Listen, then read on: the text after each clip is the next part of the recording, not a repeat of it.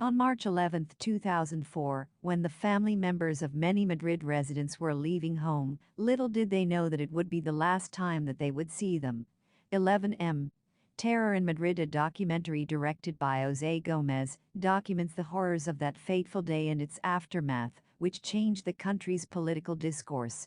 Early in the morning, Eugenia Station, El Pozo Station, Tellez Street, and Atocha Station were shaken by the train bombings. The people could not decipher what had actually happened. All of a sudden, the people were surrounded by dismembered limbs, blood, and utter chaos. When the rescue team arrived, they didn't know where to begin, as what they were seeing was mass carnage. The first impulse of the people, in general, was that ETA was behind the attack. The Escotita Escatasuna, aka ETA, was a terrorist group active in the region and started a rebellion at the end of the 1960s for the independence of the Basque region in northern Spain.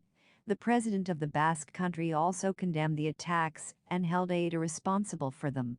Over the years, Partido Popular, the ruling party, was able to curb the activities of ETA, and at the time when the bombings happened, the terrorist organization was at its weakest.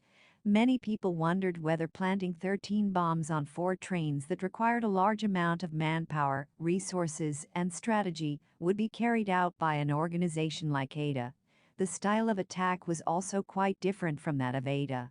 An emergency meeting was called by the Partido Popular, but the astonishing thing was that the chief of the National Intelligence Service, Jorge Descaler, was not invited to take part in it. General elections were supposed to be held 3 days after the attack, and Prime Minister José María Aznar saw it as the perfect opportunity to take leverage. Why did the government want to blame ETA? From terror carnage in Madrid, the headline of the newspaper was changed to ETA carnage in Madrid, recalls an employee of a Spanish newspaper. For any government to spread propaganda that helps their cause, having a media house on their side is of the utmost significance.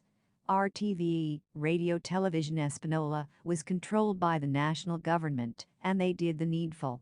One of the most widely read Spanish newspapers, El Mundo, published one of the most deceptive conspiracy theories, that the ETA and the Muslim extremist group were working together. The fourth pillar of democracy failed citizens while assisting the ruling party's agenda. To get more credibility, the government asked the United Nations to support their proposition, i.e., the attacks were carried out by ETA. After George Bush applauded the Spanish government and took their side, CNN broke the news that Al-Qaeda had taken responsibility for the attacks. Back in 2003, President Bush decided to wage war against Iraq, together with the UK and Spain. For the first time, the general population showed an interest in matters of foreign affairs. Everybody, in unison, felt that Spain didn't have to participate in the war. What they didn't know at that time was, 1 year later, in 2004, this newfound role of the Spanish government was going to become one of the reasons behind the attack. The main reason behind blaming ETA was that José María Aznar had supported the Iraq invasion, and the citizens had vehemently criticized it at that point. Elections were just a couple of days away, and the ruling party didn't want to be blamed for an attack carried out by the Muslim extremist group. So, even after Al-Qaeda took responsibility, Angela Siebes, member of the right-wing party, told the press that the point of investigation was still ETA. The people realized that the government was hiding something. They thought that they at least deserved to know the truth.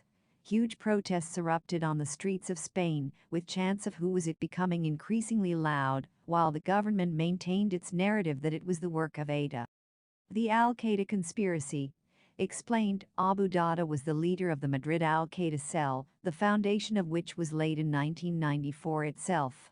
Abu Dada was able to procure resources, and then he gave aid to Abu Qatada in London.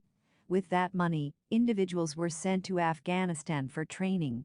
Almost a couple of months before 9/11, a jihadist told Abu Dada that they had entered the aviation field. The existing Al-Qaeda cells in Spain provided support to the operation that was aimed at destroying the Twin Towers. Mohammed Atta, leader of the 9/11 attacks, was in contact with Abu Dada. The Daddle operation was launched to put an end to the Spanish Al-Qaeda cell. Though most of the members were caught, Amir Azizi, second in command to Abu Dada, fled to Afghanistan.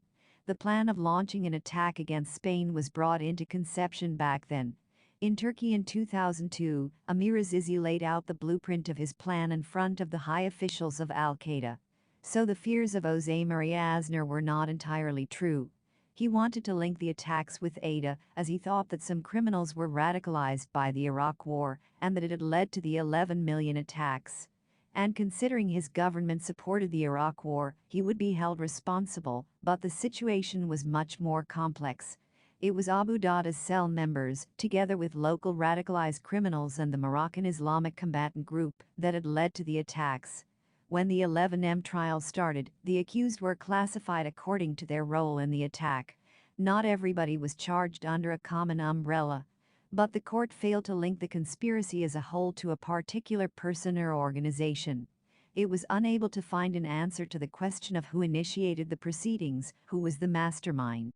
Amidst all the chaos, the political tussle, the want for power, the rebellion, and the greed, everybody forgot the people who had lost everything in the attacks.